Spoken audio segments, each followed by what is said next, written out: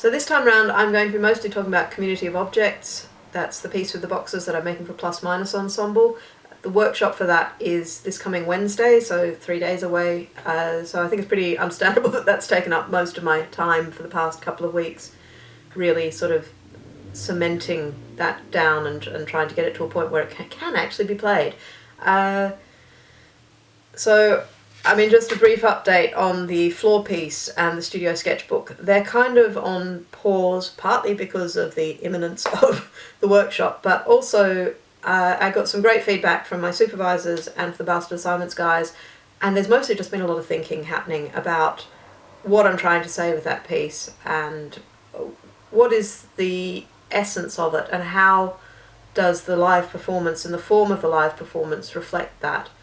And so it's sort of hard to really talk about what's going on there. I've done a lot of just writing about thoughts which are mostly to do with studio practice versus performance and how these might be sort of reflections, the live performance as a reflection and distillation of a studio practice that involves multiple iterations of trying things out.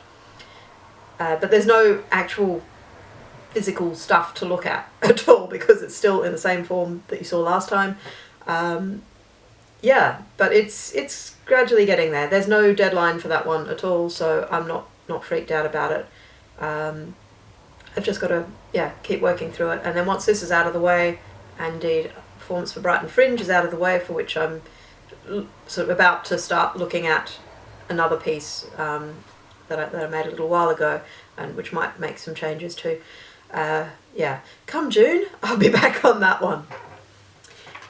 So, Community of Objects. Yes, it is definitely Community of Objects now. It is not the general Community of Objects. The title solidified pretty quickly, actually, after I filmed the last one. And that's been really helpful, actually, in terms of finding a way into the piece and just really cementing what it is and what it isn't, and for determining things like the content of the boxes and how do I feel about certain things and how does that actually mesh with what I feel the piece is. The last time I was talking a lot about pitch material that I wasn't very happy with and thinking a lot about how I could use the instruments. I did feel very much that to not use the instruments was kind of a waste because when you have amazing instrumentalists it's such a gift. But I've changed direction on that one now after discussions with my supervisors and a lot of thinking on my part as well. It's become a stronger piece for not tying myself in knots trying to use the instruments. Where it's ended up is that it's become much more focused on the boxes, which were the starting point of the piece, really. I had instruments, I had a deadline, but when I actually got a concept, the concept was the boxes. And I kind of moved from the pitch issues to thinking, oh, maybe the instruments could make white noise sounds around opening the boxes, and the boxes can be the pitch material, and I wasn't very happy with that. And then it moved to, oh, well, maybe the boxes could contain white noise sounds, instructions, and that could be what they do. And it was none of it very satisfying. And then I sort of reached a point where it was like, well, it's the box handling that I'm really interested in, and the benefit of working with musicians is that they are musicians. They are trained to deal with sound. They're not just trained to manipulate a clarinet to make sound. They're trained to listen and respond to things sonically. So now the boxes are no longer just a delivery mechanism for the score, but they're also the instruments of the piece. And I'm a lot happier with that. I'm really a lot happier with that. I'm happier with the way that's going to sound. I'm happier with the continuity of the piece, that it's not going to be a case of, okay, stop what you're doing, open a box, now make a sound. It felt very bitty and broken, really. And I'm also happy with the way it's going to look on stage, which is going to be 3 performers sat at a table with boxes in front of them, and then they pick up the boxes and they handle them and they open them, and then they'll do certain things, most of which will be at the table. I don't want to talk a whole lot about what's going to be in them because kind of the point of the piece is that nobody knows what's in them until one person opens them and gets to see what's in them. and then some of that will be conveyed to the audience. But it has made sort of thinking about what might be in them more helpful in terms of what I want people to do, how I want that to relate to the form of the box, and what that means as well in terms of how boxes are used, what sort of things they contain, that kind of thing. Related to that, another big development for this has been the introduction of white cotton gloves. This is an idea that I got from a book on paper folding, which my supervisor James recommended to me when we were talking about this project, which is an absolutely lovely book, really, really great. And in the section on crumpling, it basically says if you're planning on crumpling paper for a long period of time, you might want to get some white cotton gloves to protect your hands, because it can be very hard on the hands. And at that, my brain sort of went, oh my god, paper cuts! And the last thing I want to do is give my instrumentalist paper cuts because I'm making them handle a bunch of paper boxes.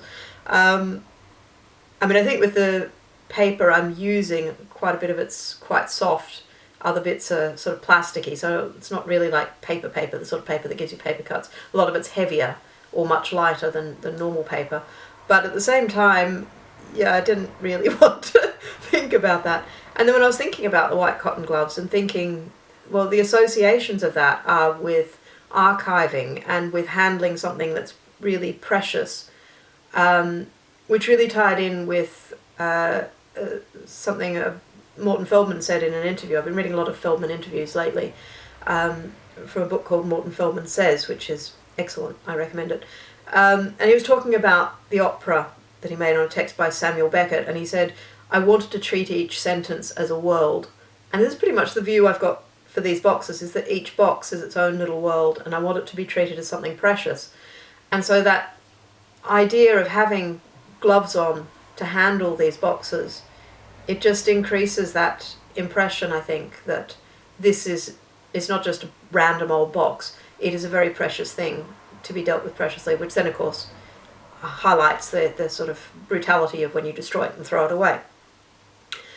Anyway, so I got some gloves and I tested that out, and much to my delight I discovered that the white cotton gloves actually seem to amplify the sound of the box handling a bit, which of course will make it carry better, because hands on paper is very, very quiet. So it's still very quiet, but it is a bit louder. The one thing that they do though is that they seem to reduce the difference in sound between different types of paper.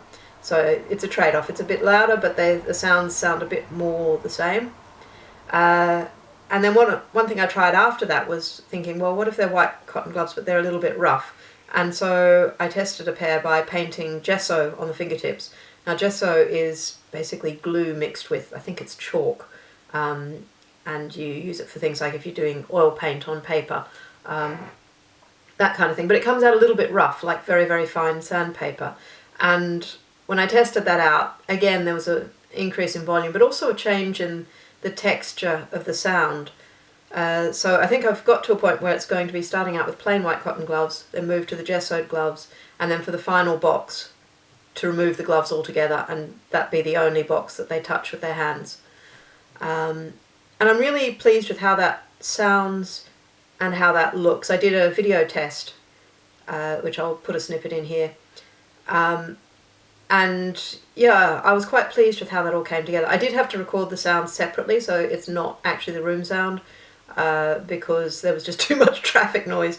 It could be heard. I think it'll be fine in a concert hall where obviously people aren't riding motorbikes past the windows, etc. But yeah, I did have to specially record the sound for that to make sure that I could actually hear what was going on and how things would interact with each other in a much quieter environment than my studio is.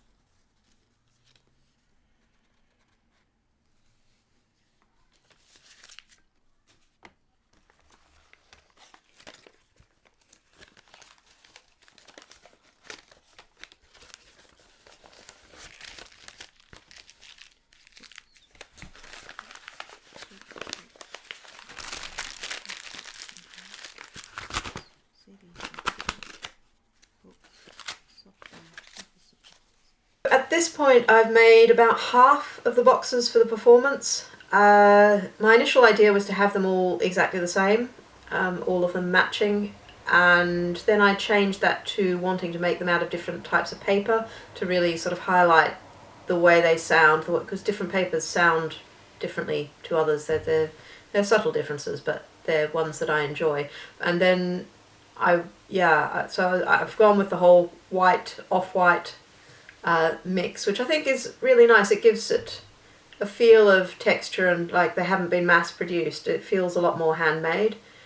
Where I am at the moment, though, is that all the boxes are the same design, even though they're all different papers. And I think I'm not quite so happy with that, actually, to be honest.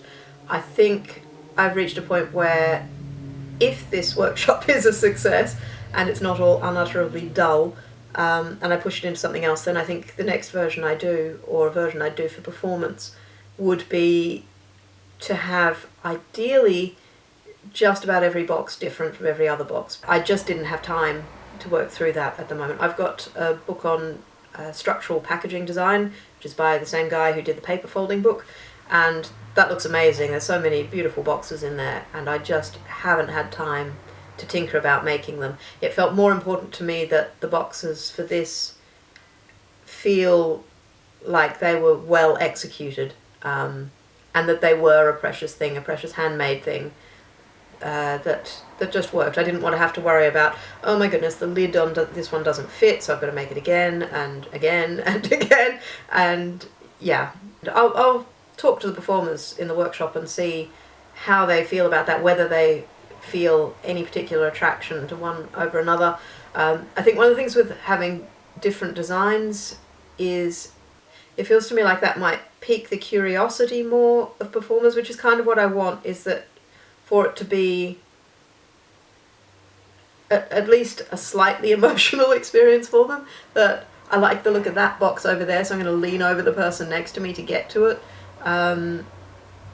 You know, I want that one, not this one, whereas I think with them all being more or less the same, I think it's going to be more a case that they just pick up the one that's directly in front of them to say, okay, well, this one, and okay, what does this feel like, what does it look like, as opposed to, I want that one there. And I think the wanting and the curiosity are likely to convey something in performance that I suspect we're probably not going to see in the workshop because they're all the same design. So I'm now on, I think, version 3 of the score, and it's still kind of solidifying a bit. There's still things I'm a bit vague about. There are certain aspects of this piece I'm really uncertain about, and I'm feeling that either it's going to be weirdly beautiful or it's just going to be unutterably dull. And I'm kind of embracing that on the grounds that this is a workshop, it's not a performance. It's a real chance for me to see what works and what doesn't.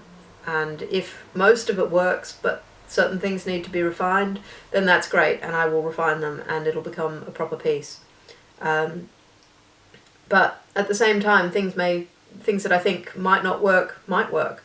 So I think I need to do more work on the score to define things so that there are multiple options that could be undertaken in the performance. So things like when you're discarding the box, do you discard it in a very intentional way with a lot of focus and a lot of attention to it and sort of crumple it gently and then release it? Or do you just go, right, I'm done with this, chuck, and dismiss it? I think that's going to have actually very big